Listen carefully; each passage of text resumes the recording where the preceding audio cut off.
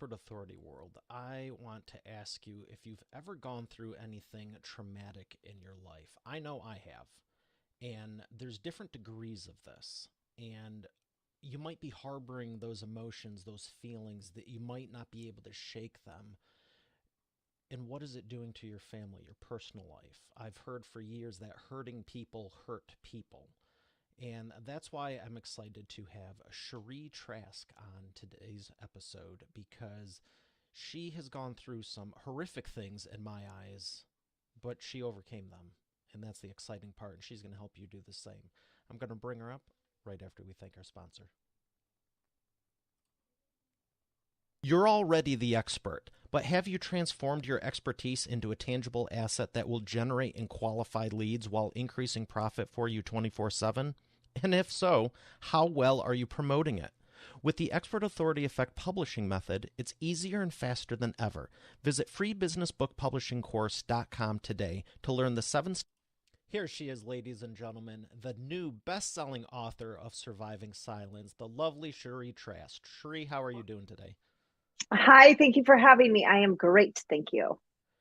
I am excited to just ask you so many questions, not only about the book, but I guess I could start with why would you want to do it? Because uh, we both help people with books, and that's exciting, get their message out. I focus on the business side, and you focus more on the self improvement development side, which is great, but I know it is not an easy thing to even talk about. There's people I know, talk to them today, they can't even talk about the problem, let alone admit the problem, let alone overcome it. So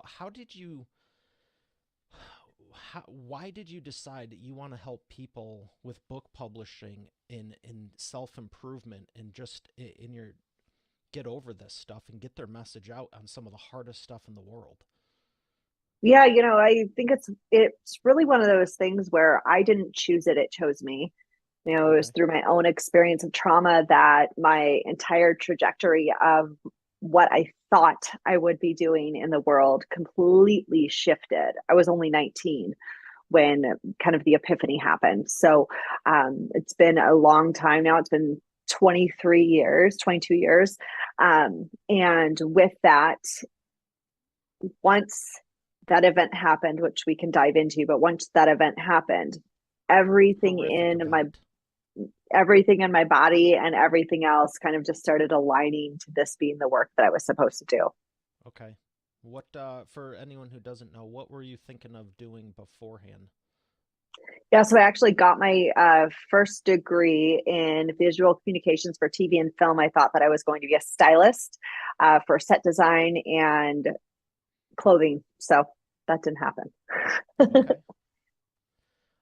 Now, with the work you do with writing, so I know a lot of people that do publishing, they're writing coach, whatever the case is, but you do something unique also that there's not, I wouldn't say a lot of people, I wouldn't say the vast majority. You're a professional ghostwriter as well. How Yep, did that ghostwriter come and to book be? writing coach. How did that come to be? Because I know even with coaching people, you can still coach them and not be doing it for them, let alone at the highest level. Yeah, I think my coaching is also different than other people's coaching as well because I am very, very involved in the process with my client through the You whole don't just thing. farm them out to 20 other people and it's your business. I do all of it. And with the ghostwriting piece, I was ghostwriting unknowingly before I started ghostwriting books. And when that happened, it was again another one of those things that just kind of happened. And I was like, oh, this is a thing. Like honestly, when the first person asked me to ghostwrite a book for them, I didn't even know that was a thing. I Googled it. I was like, do people do this? Is this okay that I do this? And that was almost 11 years ago. Right. So I started doing that. And I had always been in the personal development world. That's always the business I was in. Mm-hmm. That's how I was raised. It was just what I knew. So for that to be the place where my business shifted into in as far as books were concerned was a no-brainer. Okay. Yeah, and I agree because I've been in the personal development for, I mean, personally, decades. And then I would have to agree. It's kind of like if you want to spend somewhere the rest of your life, do you want the negative side of life or the positive side? That's kind of a no brainer. And why wouldn't you Yeah. want to help people? Yeah, I mean, I think it's perception though too, right? So we can be having the same experience right now, but our perception of this experience is our own. And I think that that's the same with like every experience that we have in our lives. We can look at it as something that's horrible, or we can look at it as Ooh, something that has completely changed our life in a positive way, which is what I chose to do with my own experiences. you're gonna hate me for this, but I'm gonna say that's very perceptive. And Hmm. but all joking aside, you're absolutely right because I remember a couple years ago when we connected, you shared something, and I'm not going to say it now. I'll let you share it later on. But I was like, I'm so sorry, that's horrible, and I'm still saying it's horrific. And um, I'll save it for the other part. But I remember something you distinctly said, and it relates to the perception of it because people frame stuff. You can have, there's people that like think they don't have the newest iPhone and their life is in complete shambles, and then there's other people who go through actual tragedies and they find the good in it. And was there anyone or anything that was the precipice for going, you know what, I choose this versus that for you? I mean, I was really blessed in that I was raised in an environment that um, was always curious about every experience. So anytime anything would happen in my life, I was raised by a single mom, but she worked a lot. And so I would spend a lot of time with my grandmother, and my grandmother would always ask me the question. If I would complain, she would say, "Okay, Cherie, where's the good in this?" And then it would ultimately be followed up by, "Well, what was it for?" Meaning, Mm, figure out the reason this experience happened. And it may not be something that is obvious.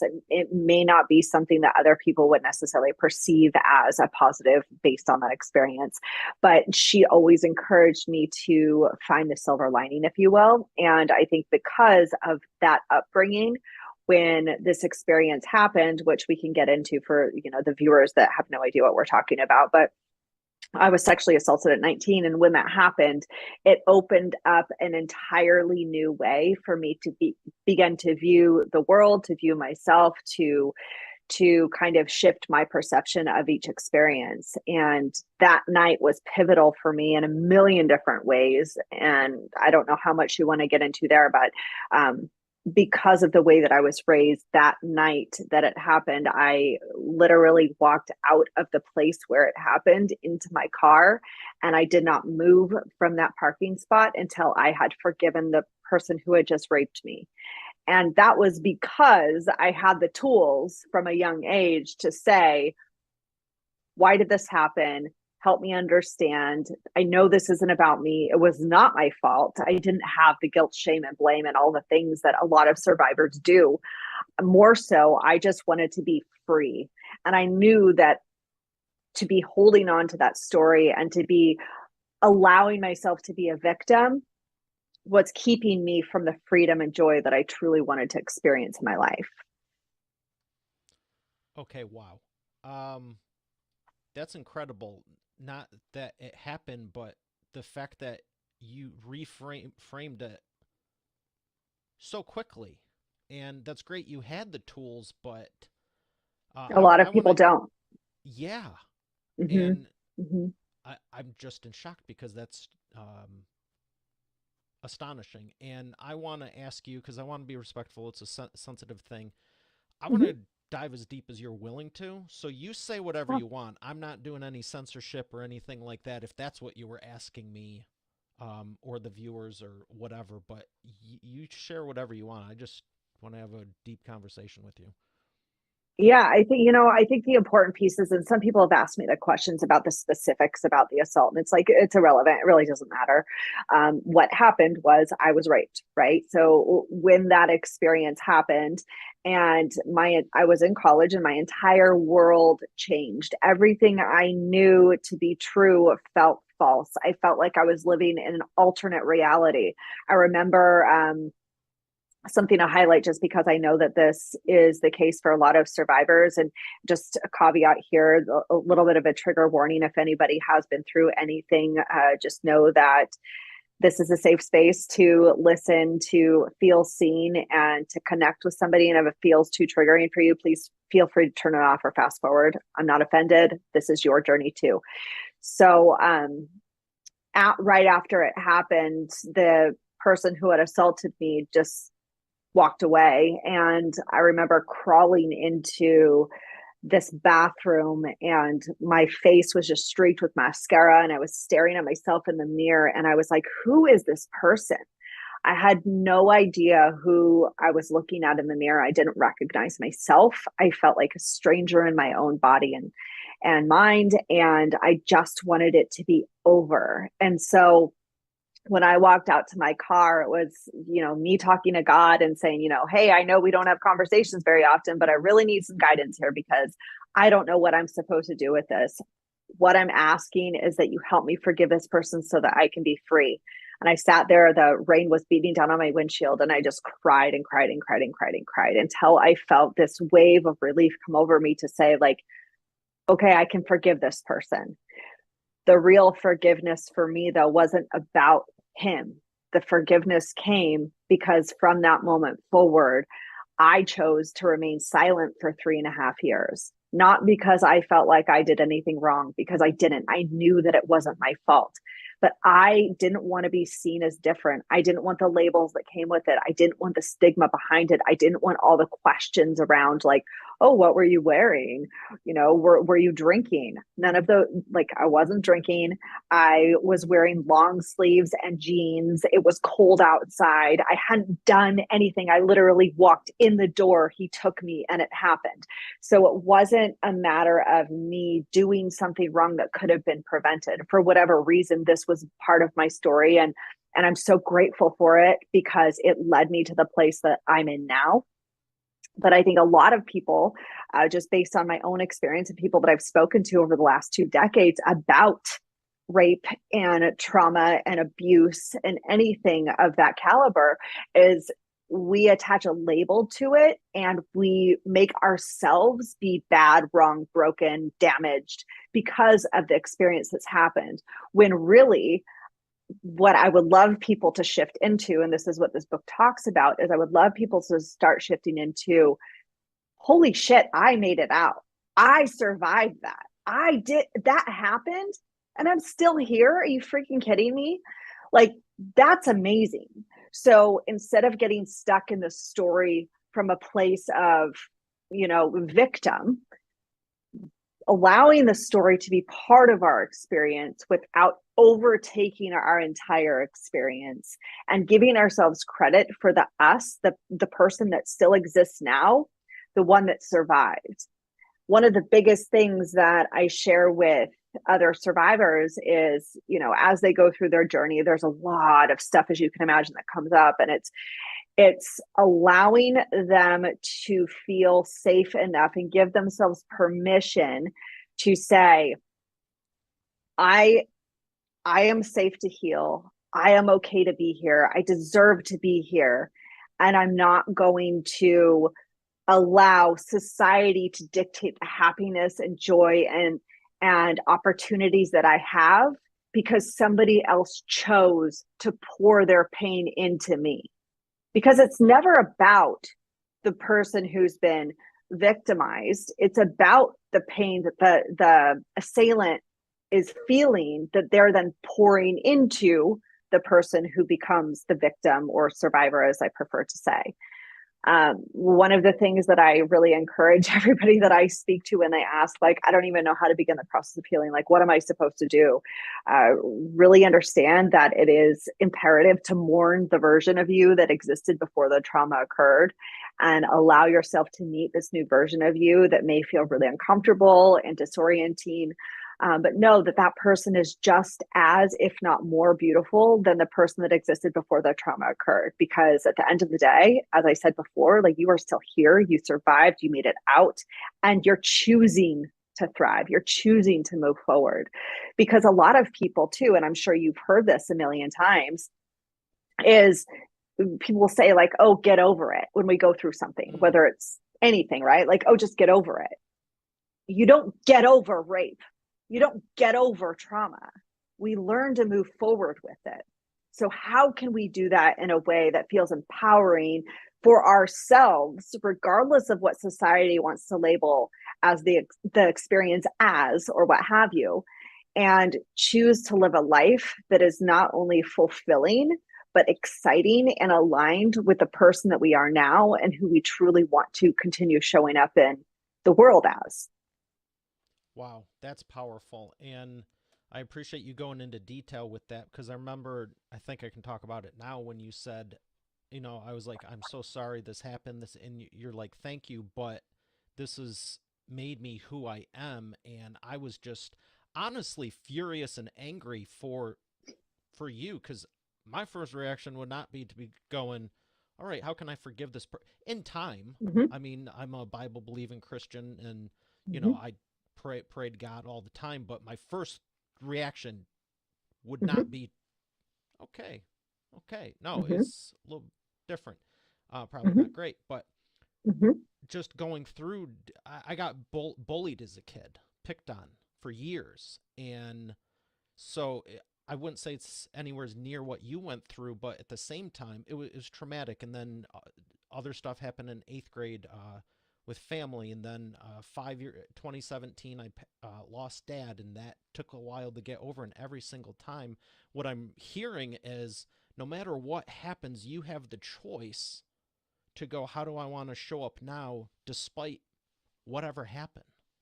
mm-hmm. Absolutely. And I think that that's a big one, is we feel so often we feel like there's a right way to go through things, a right way to heal, a right way to move forward. And it's like, no, there's just your way. What's going to work for you. And I want to touch on something that you said because you mentioned you being bullied and all of these different experiences that you've had and not being like essentially the equivalent of what I went through. The thing is there's no hierarchy to trauma. There's no hierarchy to pain, right? It's like, again, it goes back to like our perception of the experience. So I could stub my toe right now and think it's the worst thing that's ever happened to me because I haven't experienced anything quote unquote bigger than that. Whereas somebody else could stub their toe and be like, well, at least, I didn't get hit by a car again, right? It's perception. You know what I mean? Yeah, I Like do. it's all about how we perceive the situation in everything. Okay, so I'm gonna flip this a little bit because I appreciate what you're saying as far as the perception because it is, and I still think that what you went through is worse than getting picked on, but both can be traumatic. Um, so in that case, now we're opening the world to say majority of people have been through something. Mm-hmm. So why do you think there is that hierarchical? It's not good, bad, indifferent, and why don't more people address it?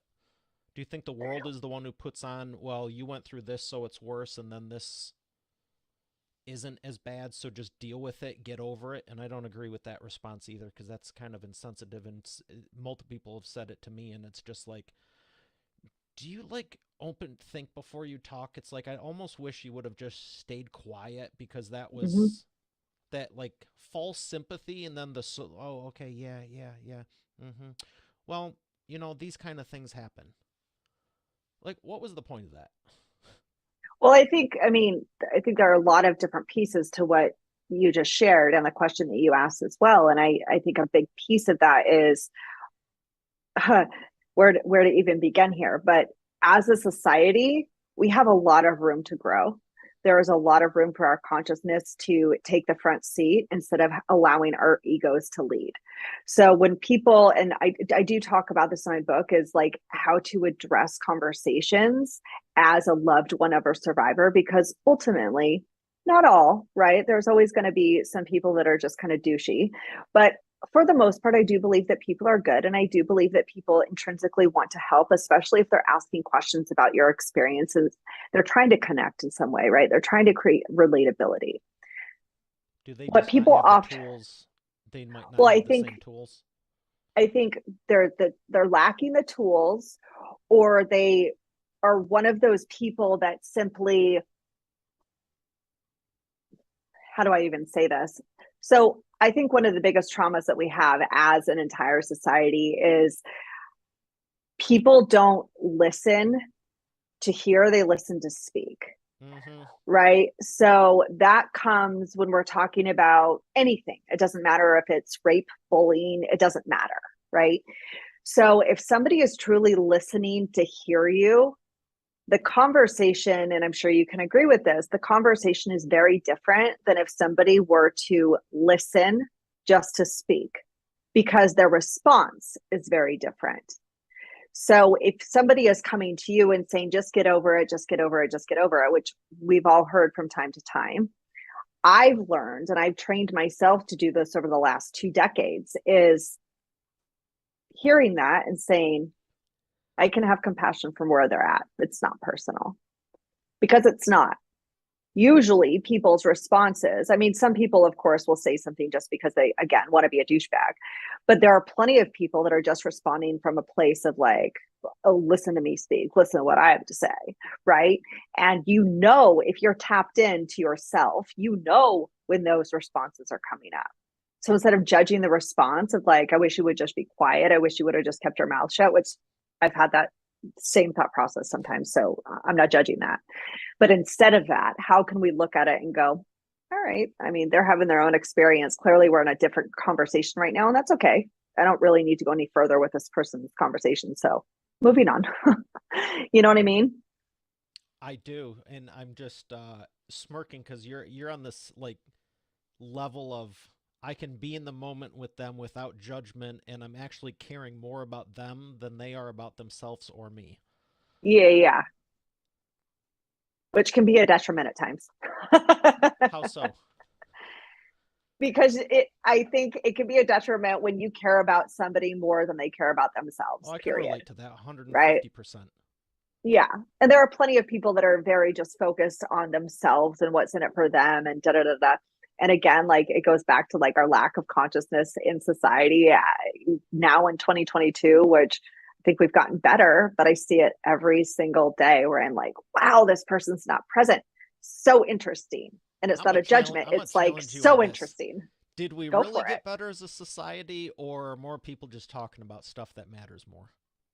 No, I think it's both. So I think Okay. people are talking about things, but I also think that there's a level of consciousness that people have allowed themselves to step into without feeling weak by Okay. being emotional. It's an emotional intelligence thing at the end of the day. Yeah, for sure. Yeah, I'm just thinking back to like Shakespeare and like thousands of years ago, and it's like there's still very much that a repetitive tone like that's always been there, but at the same time, um, I think more people are trying to be better. They're not just Yeah. saying this would be nice if, like, more people are really going, at least in my perspective, over the last decade, it was like in '08 and everything, I think a lot of people went, okay, maybe life is not just about money and working and all of this. Mm-hmm. Maybe that business I always wanted to, I've seen a rise in entrepreneurship.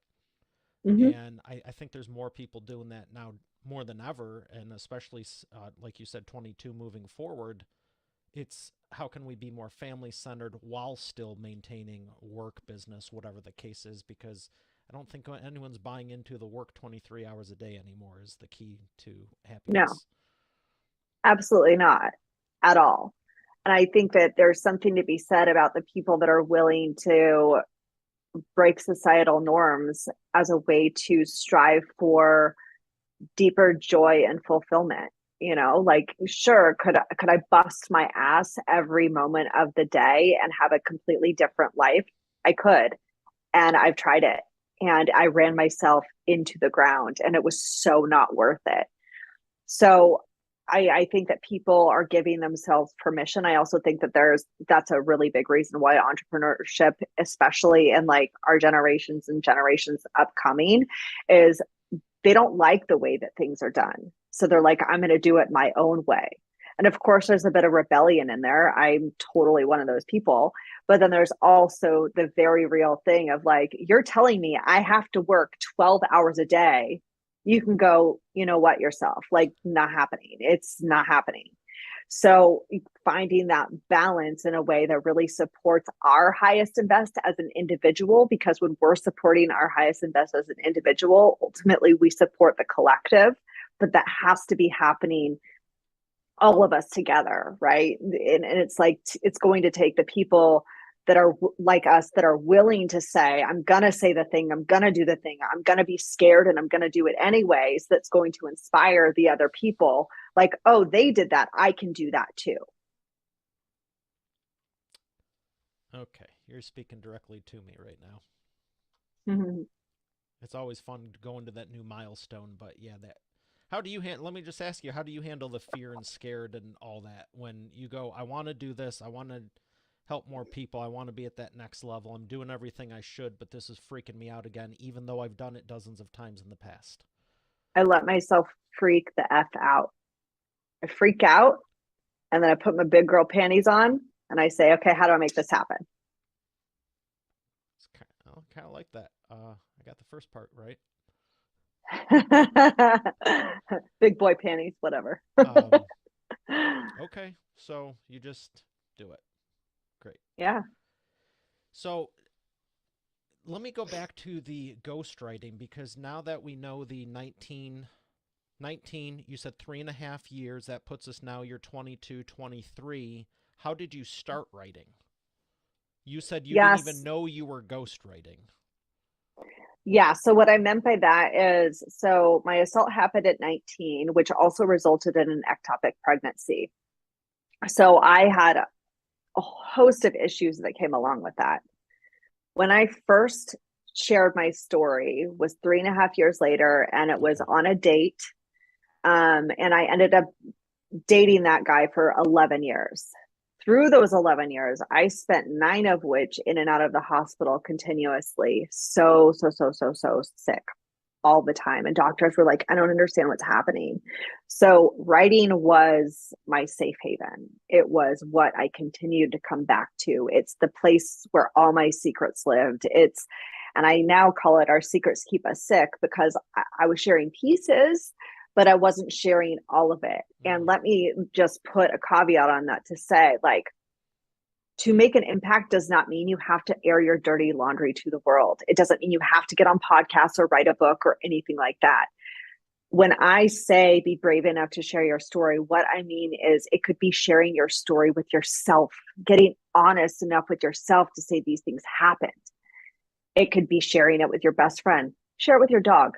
I don't really care. The point is, get it out of your body, right? So I was, of course, doing all the journaling and everything, but then I started writing for a health and fitness magazine because I went back to school, studied holistic health and nutrition, started writing for a health and fitness magazine. And then I had started doing some copy and content writing for just other brands.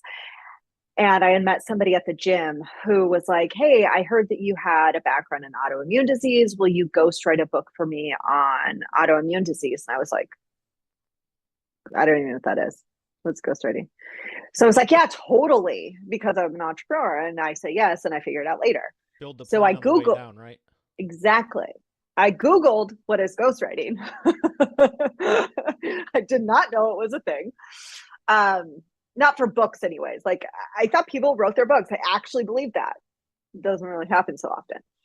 So I looked it up, and 4 days later, I handed him a book on autoimmune disease. And he was like, hold up. You wrote the How whole did you, book?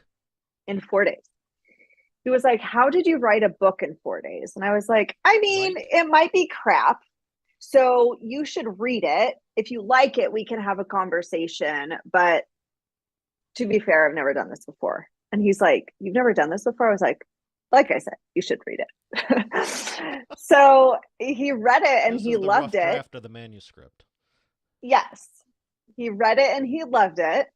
And I became his voice for the next 6.5 years.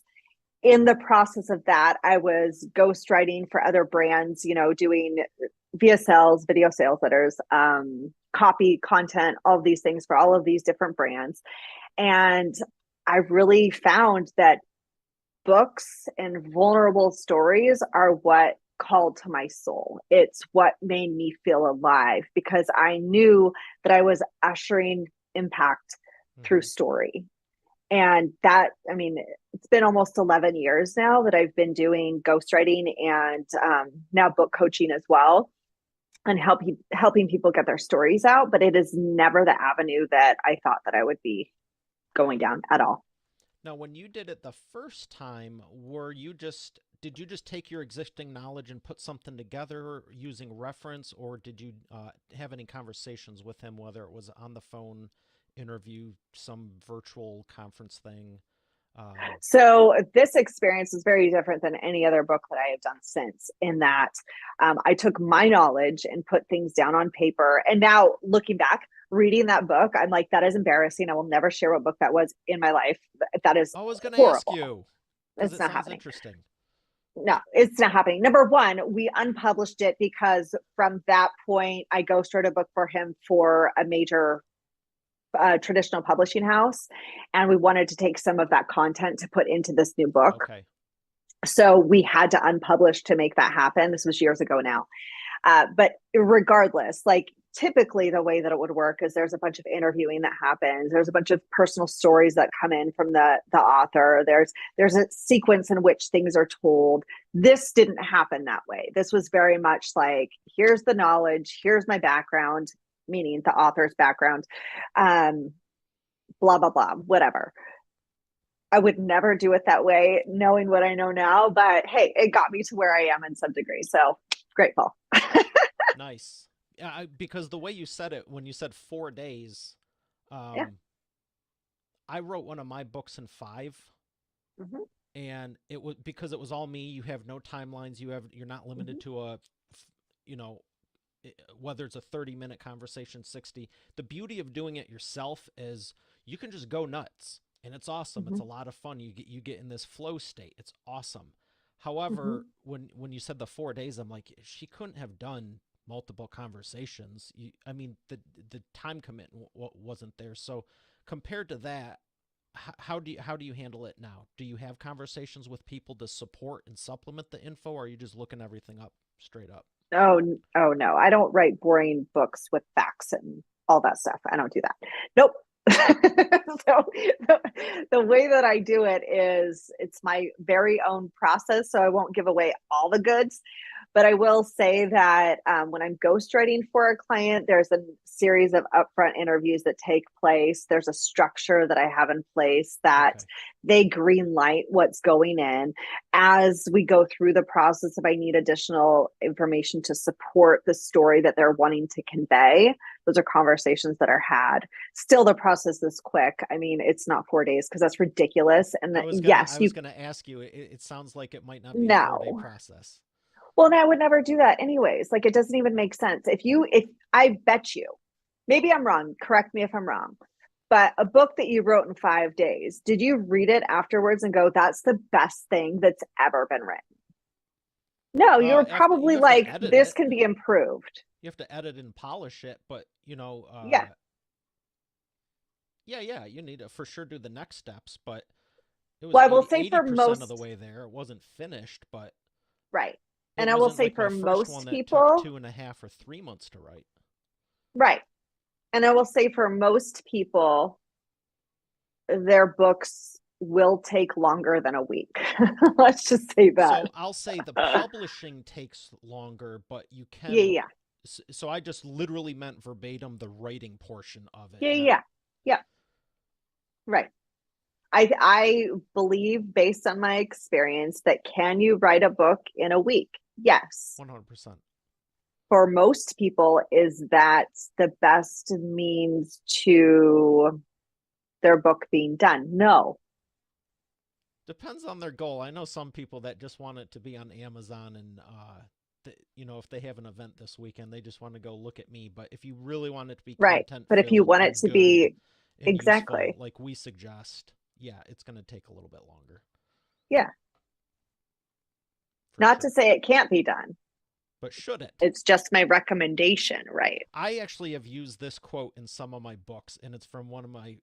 It's from a comedian, Chris Rock.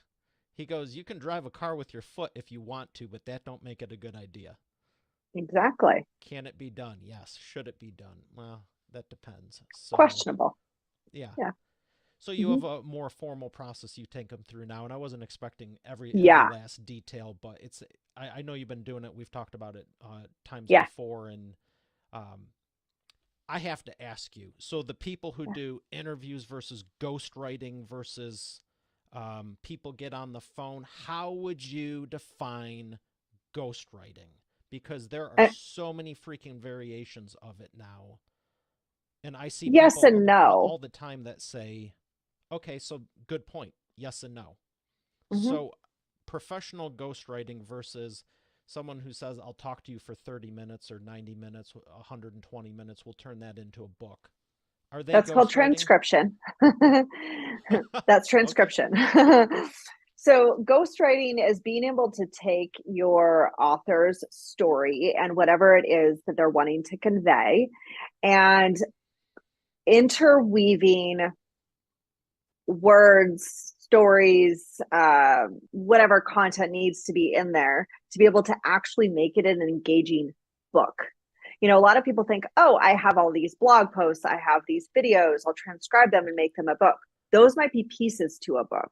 But I promise you, if you put those all together without the rest put into place, it's not going to flow the way that you would want it to for a book. They're not the same thing. They're not written the same way. The conversation's not the same.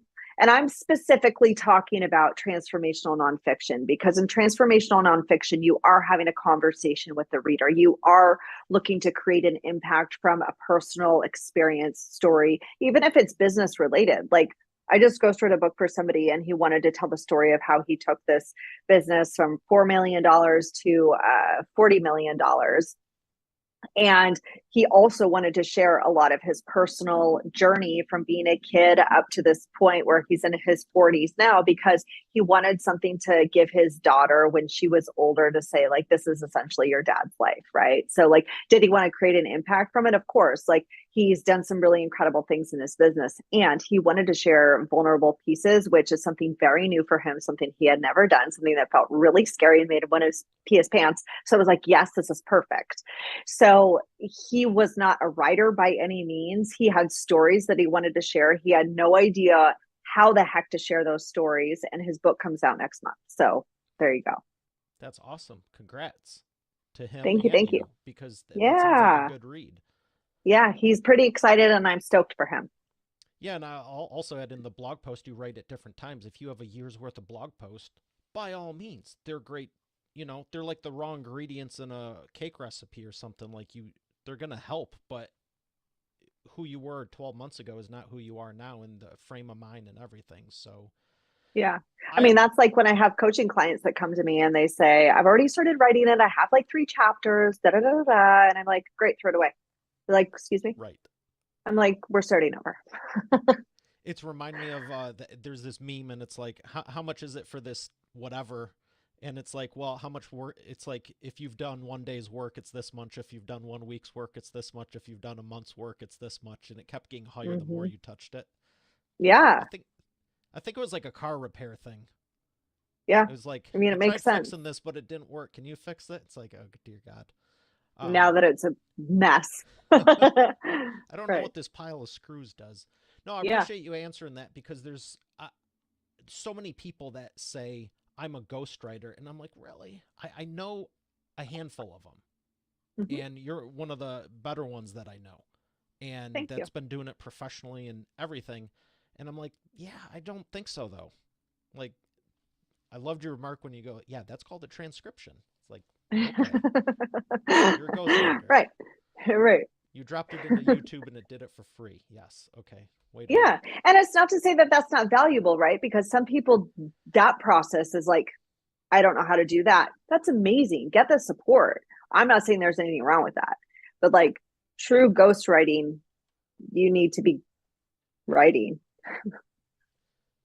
You're so nice and polite. Like even now you're going, there's nothing wrong with that. I'm going, oh, I'm thinking of a whole lot of stuff that's wrong with that because Yeah, I mean, to each their own, right? What's going to work for one person might not work for the other person. And that's why I say, like, people come to me all the time about ghostwriting. I'm like, it is not for everybody. I'm going to tell you that right now. Just like writing a book is not for everybody. Do we all have 100%. stories? Absolutely.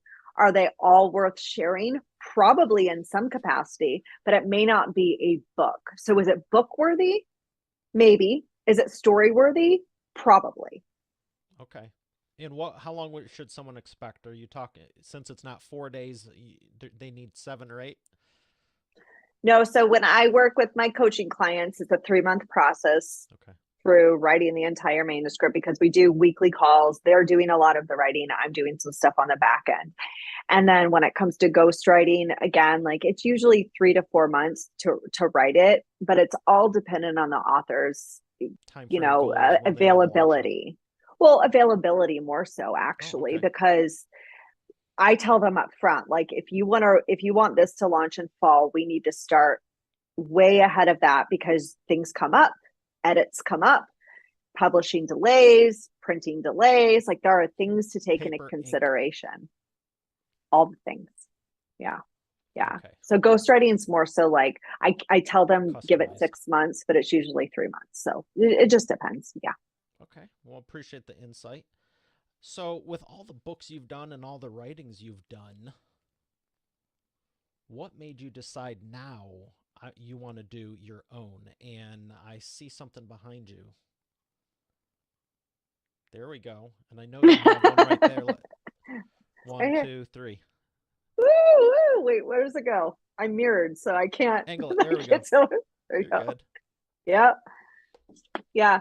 I'll tell you exactly what I tell people that come to me thinking that they want to write a book is there will come a time where either you can't possibly keep it quiet any longer, Mm, or there comes a point where your entire body is screaming yes, even if your mind is scared out of its mind and wants to say no. So for me, it was very much I can't hold it any longer. It's time.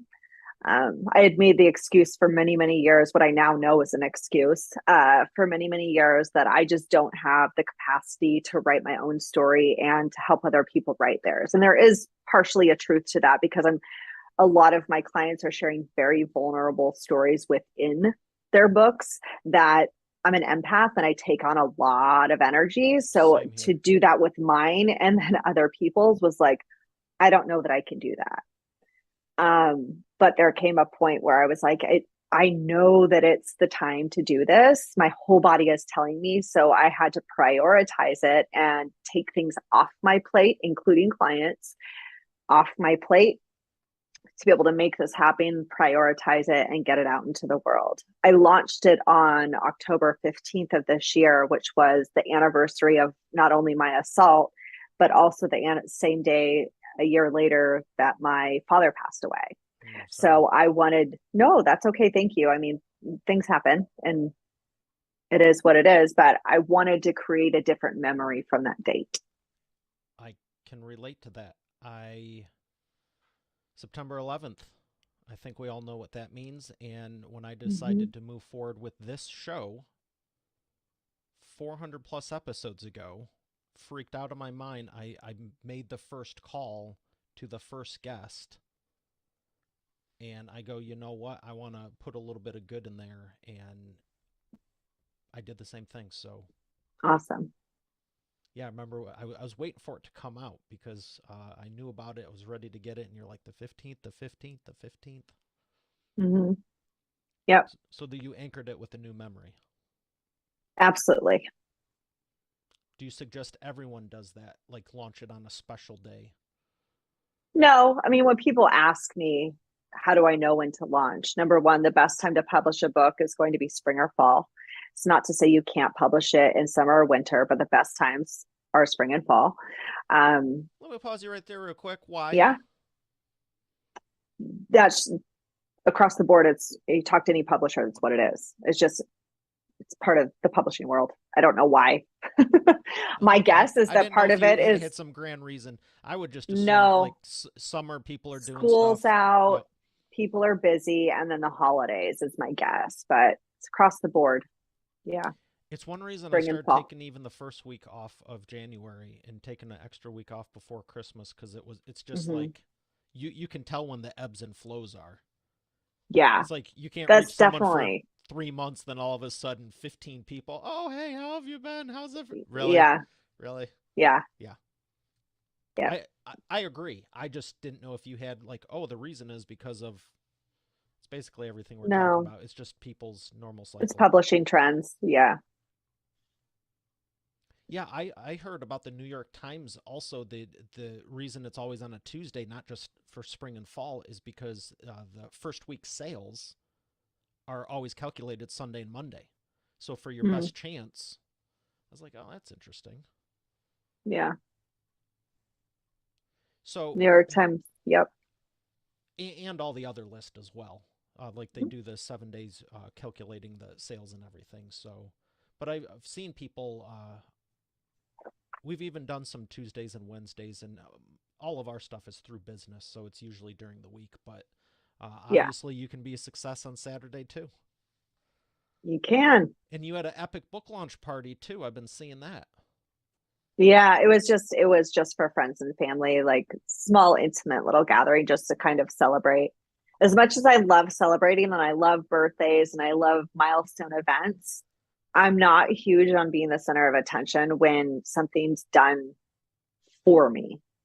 So Okay. that was a good stretch So you did you have to were you focused on the book mainly and others helped out to put that together? for the The launch itself. Yeah, the launch the live event. Oh, the live event was just a celebration. It was like these people had already purchased the book. It was just to say like, I did the thing. Crap. Thank you for your support. It looked like a lot of fun and I saw the cookies too. Yeah, weren't they so cute? My friend is so talented. They are. Yeah, So you were saying something caught my attention. You said your body was screaming like tell me I can relate, but tell yeah. me more because you know how to articulate this stuff beautifully. Well, thank you. I think a big thing, and again, this goes back to like emotional intelligence, right? And allowing ourselves the space to be a complete human. And what I mean by that is so often people are raised like, don't show your emotions. Crying is bad. Crying makes you weak. If you're a boy, you shouldn't cry or be sad, and so boys fight, girls cry, right? Like it's so silly.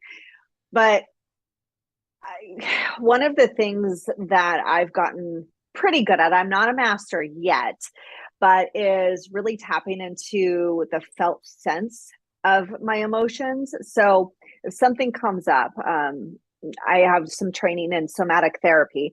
And so when something comes up, I feel sad. Okay, closing my eyes and feeling into like where in my body feels sad. Am I feeling it in my throat? Am I feeling it in my chest? Like, where is this happening? And then getting curious. So instead of being like, don't feel sad, everything is great in your life. What are you doing? And like going on this tyrant of like all the reasons why I could feel a certain way. Like, you should feel happy. Well, I don't, right? Like, being okay with, like, I don't feel happy right now, even if I'm supposed to feel happy, I feel sad. So, getting curious about, well, why do you feel sad? What is actually under that feeling? Where is it coming from? For some people, that can be, past trauma. It can be the way that somebody spoke to you. And then all of a sudden it triggers this memory of, like, oh my gosh, I remember. I'll give you actually a perfect example. So I do not do well when people are yelling or speaking too loudly, or there's too many people in a room all trying to talk over each other. Because what it triggers in me is a memory of my grandfather, who was a great man when he was sober, but when he was drunk, he was mean and he was loud, and all of that put me in protection mode. So even now, even through all the work I've done, when that happens, I feel it viscerally in every part of my body and I shut down. Like, I can't have a conversation. I can't focus on what you're saying. My body is just like, nope, protect. So when it came to writing my book, and my whole body was like, it's just time to say this thing, it felt too heavy. I physically didn't feel like I could carry the weight of all of these things anymore. I needed a place to pour them.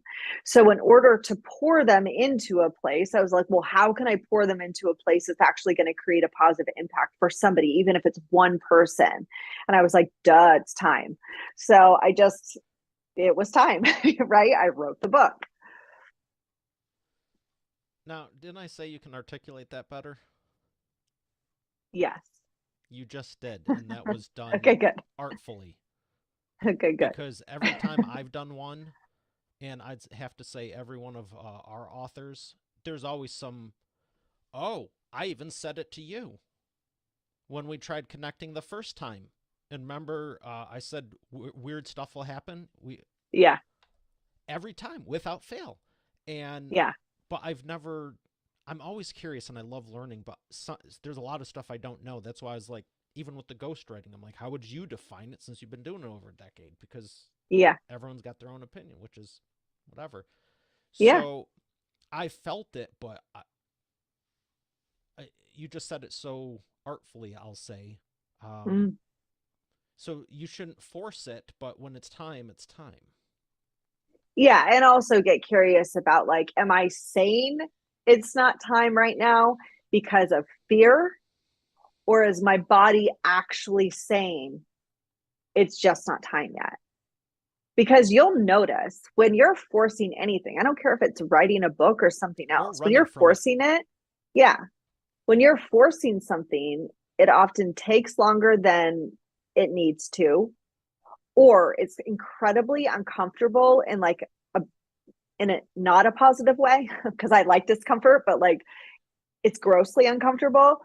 Um, to allow those things to come to fruition. So instead of chasing, how can we be in flow with the thing that we desire, allowing us the space to move through whatever needs to happen for us to actually, I guess, actualize the thing. Does that make sense? It does. And I'm going to pull something up here from your book because I know at the end here you said healing modalities to consider. You have EMDR, so you mentioned the somatic, cognitive, CBT, NET, IFS. Mm-hmm. You have a lot of things here that you can help people with. So, does everyone need all of it, or No. it just depends on the person and what they're going through? Yeah, find what works for you. So I love digging in oftentimes into places where people do not want to go. I don't know if it's because I'm a Scorpio, but I am a digger. I'm like, ooh, I found something. Let me go, let me go, let me go, let me go. And I'll burrow and I'll like try to find all the things and why is this happening? And I'm so curious about everything. And half the time Would you people are say, like, oh my God, let me ask you, is that because of just strictly curiosity or knowing once they get past it how much it helps them? it's both. Okay. Yeah, it's both. Like all the modalities that are in the book I've done doesn't mean everybody has to do them. The only reason I could recommend them is because there were elements to each of them that I found helpful. Right. But like some people do really well with talk therapy. Other people are like, that is the biggest waste of time on the planet. Great. Because there are also people, I'm one of them, that I can talk myself into or out of a situation. I can justify anything. I used to want to be an attorney. Funny story. And Same here on both points, actually. yeah. Yeah. So, like, talk therapy may not be the best modality because we get in our own way. So, how can we use a modality that will allow us to kind of separate from the mind and really connect to the heart? And that's why I think, like, I won't go on this tangent because I know we're getting at time, but um, I'm hugely interested in what's happening with plant medicine right now and how they're using it for trauma. I think it's freaking brilliant and I am so excited about it. Okay. Well, I maybe we can dive deeper another time, but um, I love the passion you bring to everything you've been talking about, even the not good stuff, because I know you are helping so many people. And like I said, for the last few months, I'm excited to help you get the book out there and reach more people and everything. So I have a couple more questions. One of them, this is the wheel of whatever. See all Okay. those questions I got for you? Yeah. All of them. Yellow or Nothing's black? there. Yellow. Woo, that's nice. It matches my mic flag.